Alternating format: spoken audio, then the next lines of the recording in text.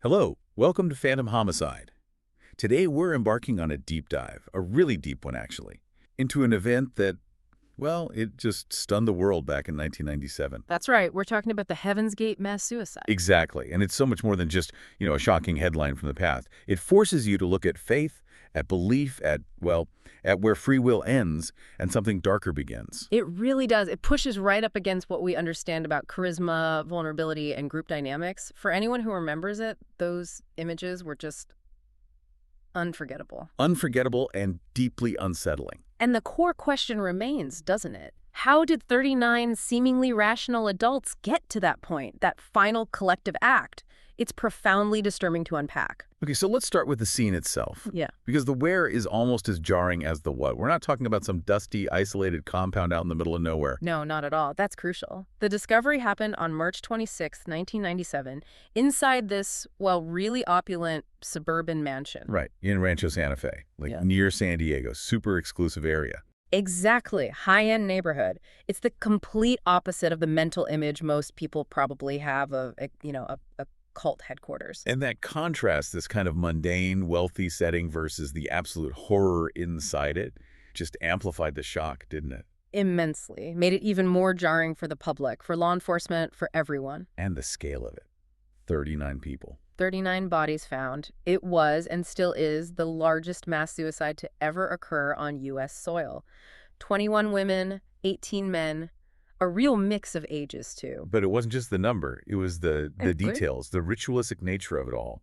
It wasn't chaos. It was eerily calm. Eerily calm is exactly the right way to put it. The visuals suggested meticulous planning, not panic or despair.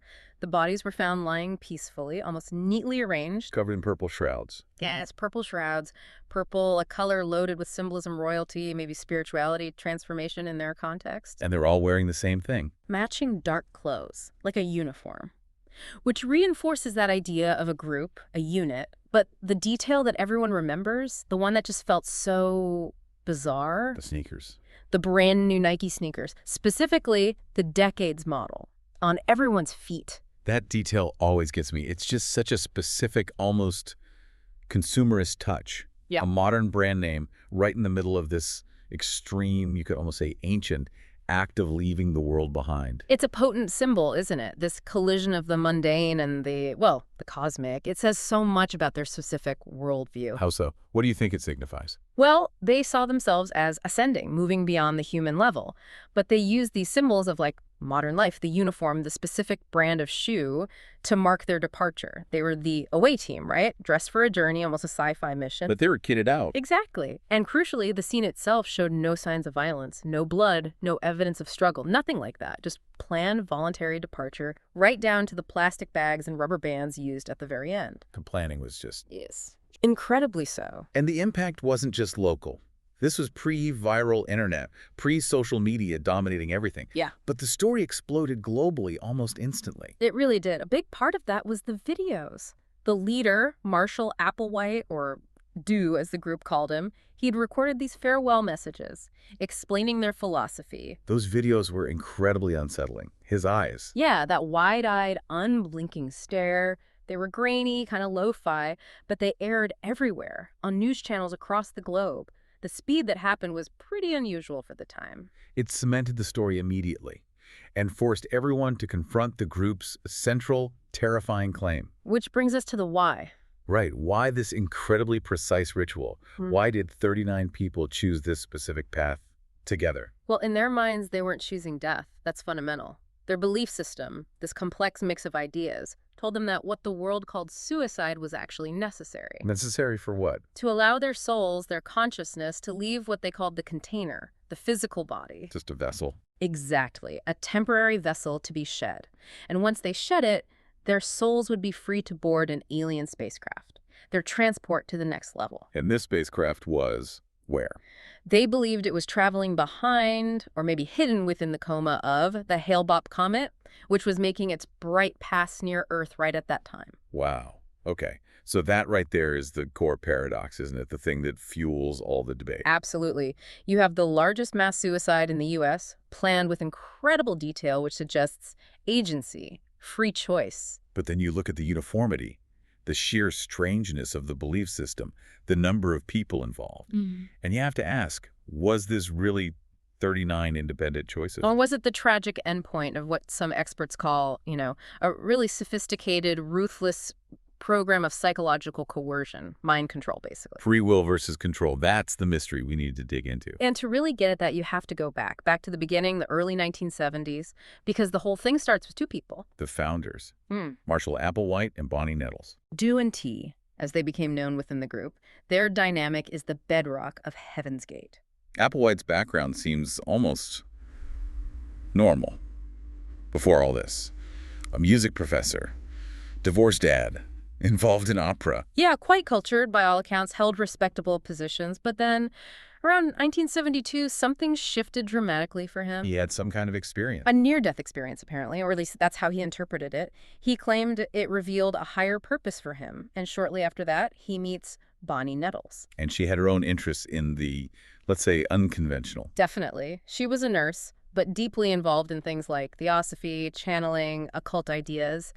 They met, and apparently there was this instant connection, a recognition. They saw something in each other. A shared destiny, perhaps, a sense they were both different, elevated, and together they started building this very unique, very strange belief system. It wasn't just one thing, was it? Not just UFOs, not just Christianity. Okay. It was a mashup. A real hybrid. That's what makes it so fascinating theologically. It was a new religious movement, absolutely. But it deliberately blended familiar Christian concepts, ideas, like the rapture, salvation, being chosen with UFO mythology, New Age thinking, even some sci-fi tropes. So like the rapture, but with a spaceship instead of clouds opening up. Sort of, yeah. They taught that the Earth was about to be recycled, like wiped clean or reformatted, and only a select few, the true believers, would be rescued by extraterrestrials, beamed up, essentially. And who were these extraterrestrials?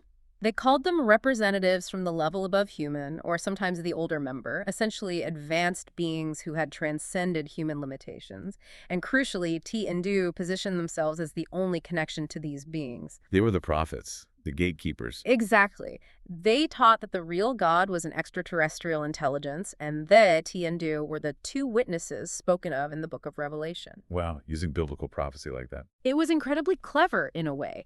It gave their cosmic sci-fi story a grounding in familiar religious language.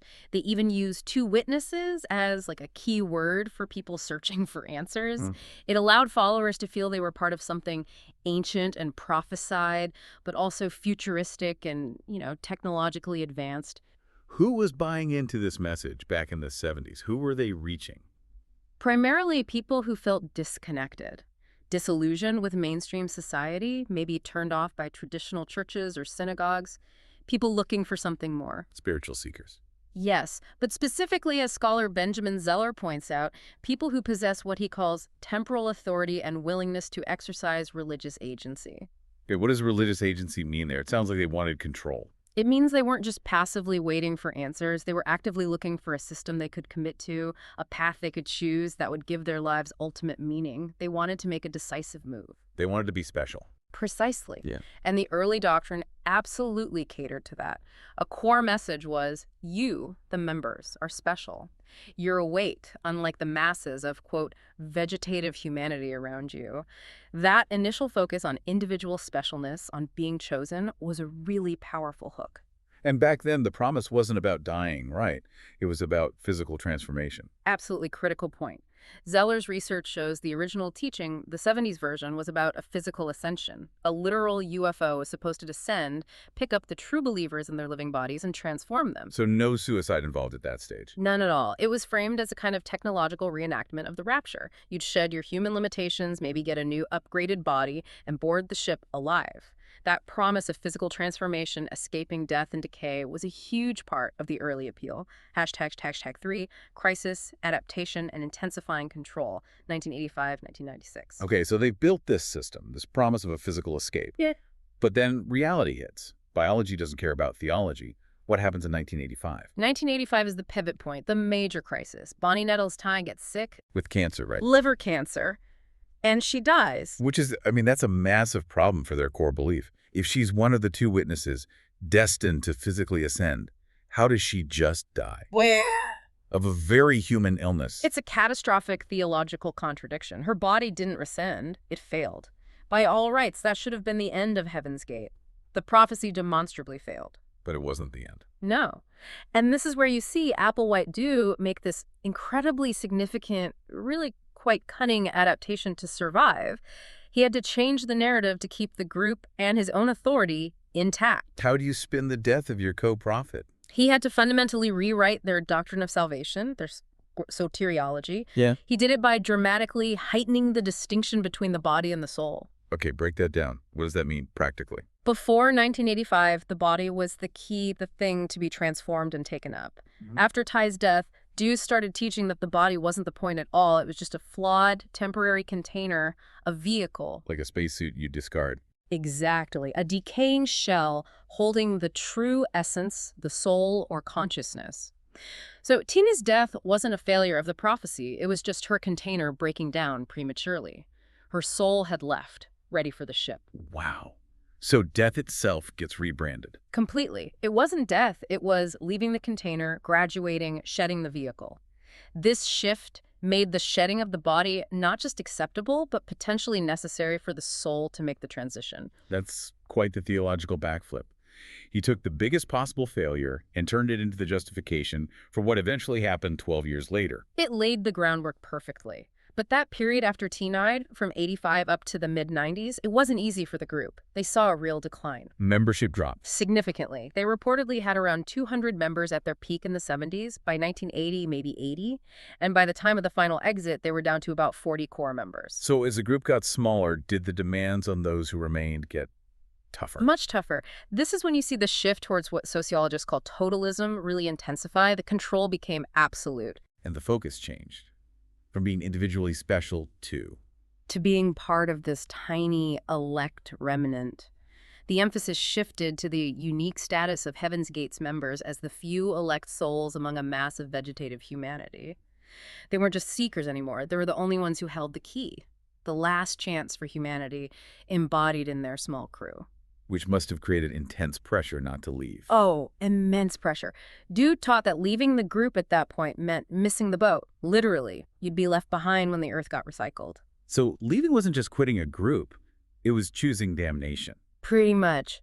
You were forfeiting your only chance at salvation, your spot on the ship, and there were hints that leaving might even endanger loved ones left behind, that you'd be breaking faith with the entire cosmic plan. That's heavy psychological manipulation. Absolutely. And it translated into incredibly strict day-to-day control. Total submission was the goal. They called it crew-mindedness. What did that look like in practice? Giving up everything. All your money, possessions handed over, cutting off all contact with family, friends, your entire past life. This created total dependency. Financial and emotional dependency. Completely. And then came the schedules. The minute-by-minute behavioral rules. It was extreme regimentation. Can you give an example? Like, how specific did it get? We know from accounts and records they had schedules dictating things down to the minute. Like, one person's bath time might be set for exactly 5:57 p.m. Another might have a specific time, say 6:36 p.m., for drinking a protein shake. That's not just routine, that's obliterating personal choice. That was the point. To destroy any space for independent thought or action, your life wasn't yours. It belonged to the schedule, to the group, to do. Complete crew-mindedness. And this push to transcend the human container went to some extreme physical lengths too, didn't it? It did. Applewhite strongly advocated for total sexual abstinence. He saw sexuality and gender as fundamental flaws of the human vehicle, things that had to be overcome to reach the next level. And some members took that to the ultimate conclusion. Yes. As a sign of their absolute commitment to this idea, several of the male members voluntarily underwent castration. Wow. It was presented as the ultimate step in preparing their container, severing that tie to base human drives. It's a chilling indicator of the level of devotion and the absolute control Dew wielded over their physical lives. So the theology is now centered on shedding the body. The group is smaller, tighter, under total control. They're just waiting for the signal. Essentially, yes. They needed the final confirmation, the sign that the time for graduation, as they called it, had finally arrived. And that sign appeared in the sky. In spectacular fashion, the Hale-Bopp comet.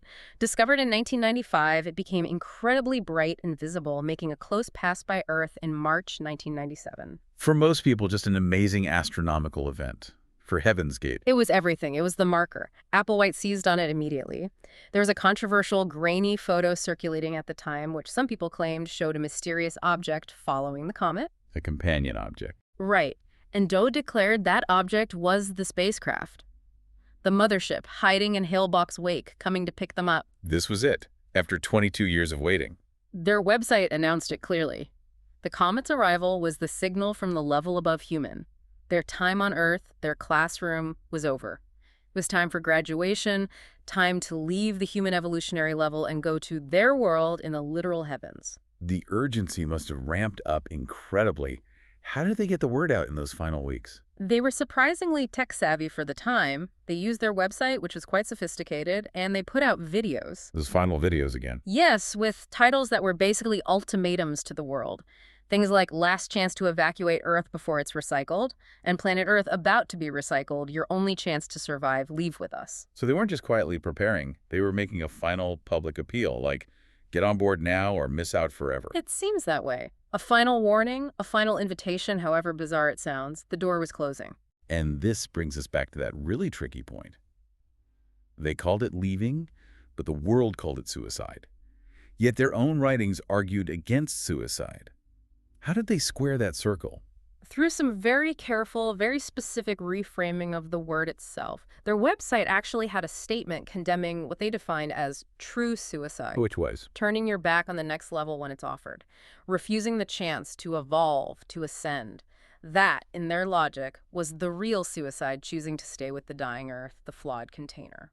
So by not killing themselves, but refusing to leave, that would have been spiritual suicide, according to Dew. Precisely. Therefore, the act of taking the phenobarbital and vodka, putting the bags over their heads, that wasn't suicide in their dictionary. It was the opposite. It was choosing life, choosing survival, entering the kingdom of heaven. It was the only logical, necessary step to fulfill their purpose. Leaving the container was the ultimate act of faith, not despair. In their minds, absolutely. When the authorities finally went into that mansion, the scene must have been just beyond comprehension, but also strangely orderly. Orderly is the word.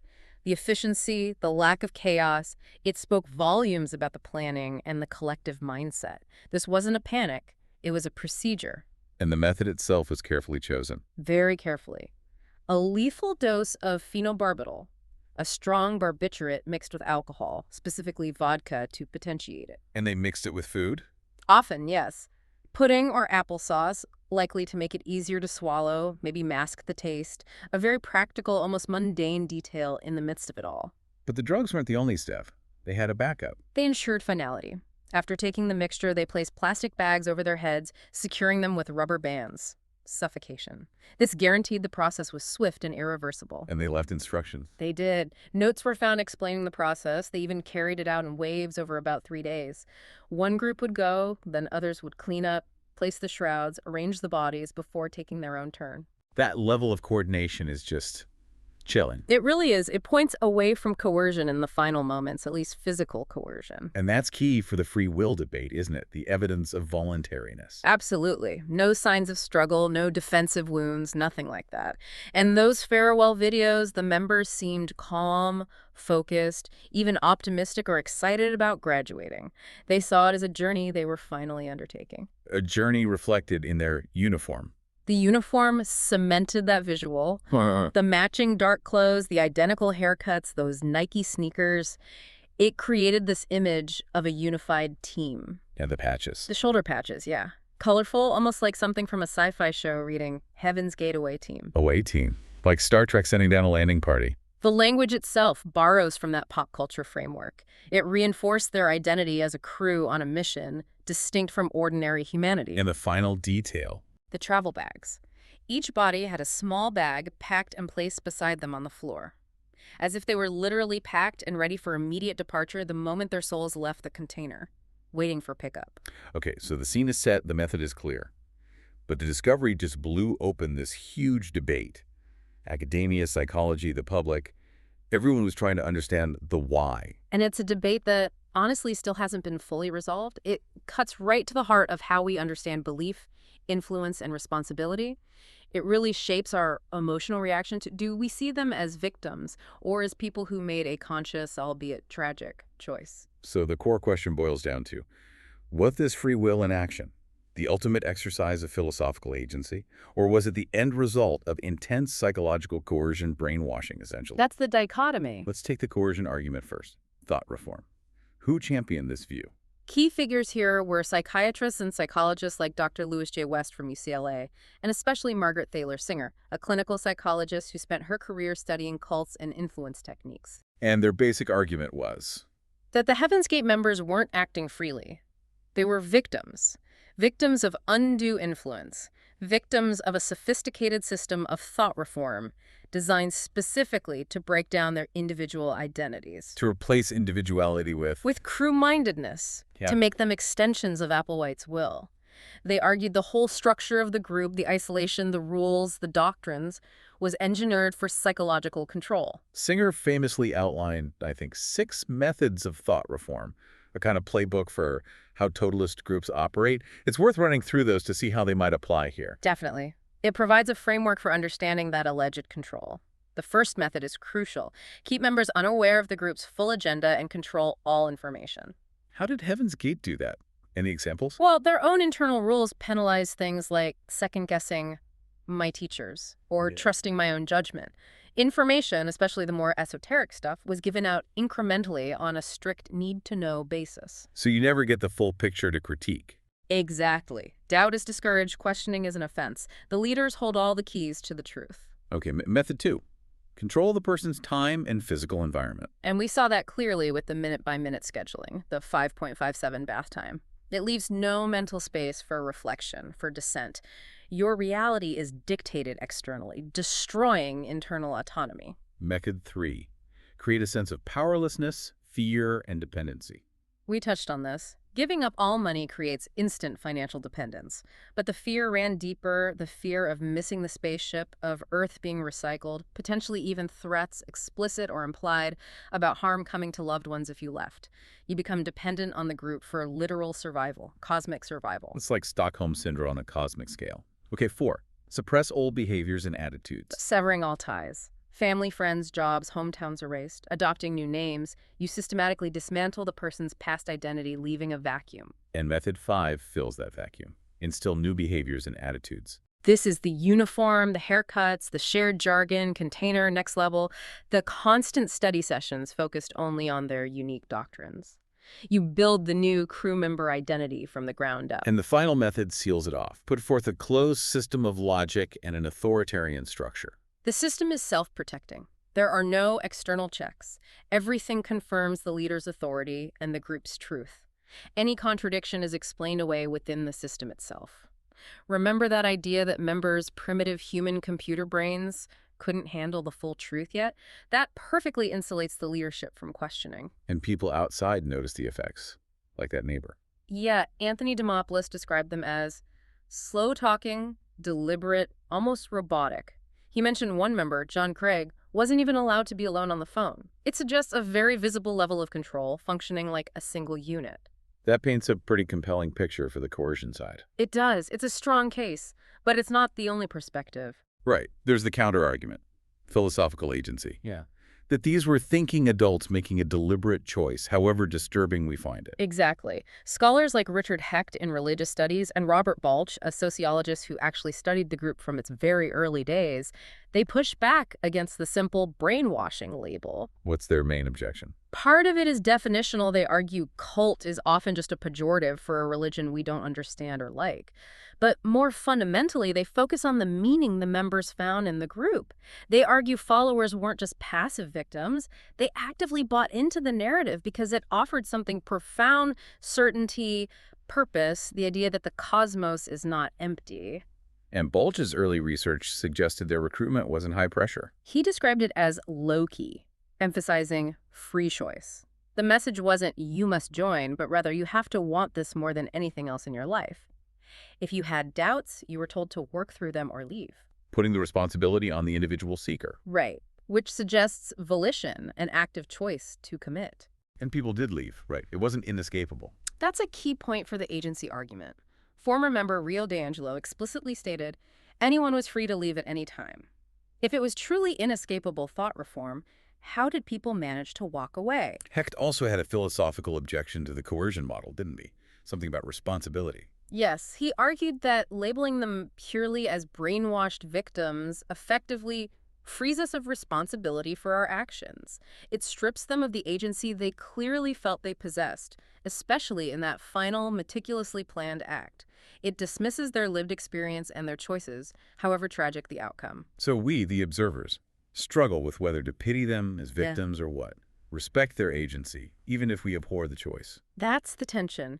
If you accept coercion, you invalidate their life's pursuit. If you accept agency, you have to grapple with the unsettling reality that intelligent people can consciously choose a path based on beliefs that seem utterly alien to outsiders.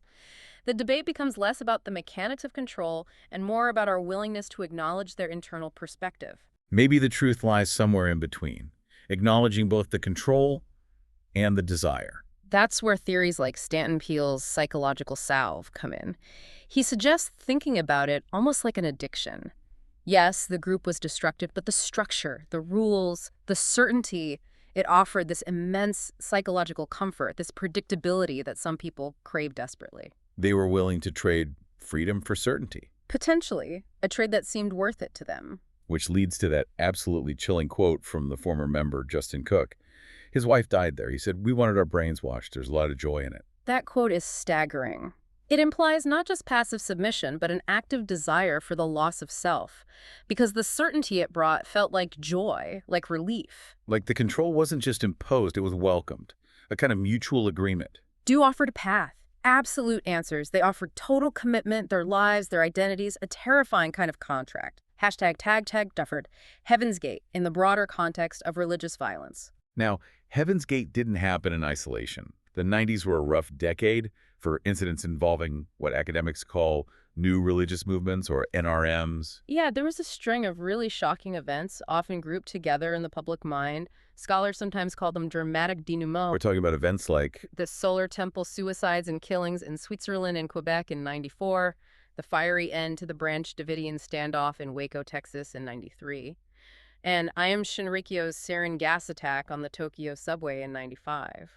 And when the public hears cult, they often lump all these together, assuming they're all driven by the same kind of violence. But sociologically, there are important distinctions, right? Crucial distinctions, yes. You have to look at the target and type of violence. Aum Shinrikyo is the outlier. Their violence was directed outward. They attacked innocent strangers, seeing the outside world as the enemy to be destroyed or punished. Okay, but Heaven's Gate, Solar Temple, even Jonestown earlier, their violence was primarily directed differently. Primarily inward, yes. Heaven's Gate, Solar Temple, the People's Temple, the violence was overwhelmingly self-inflicted.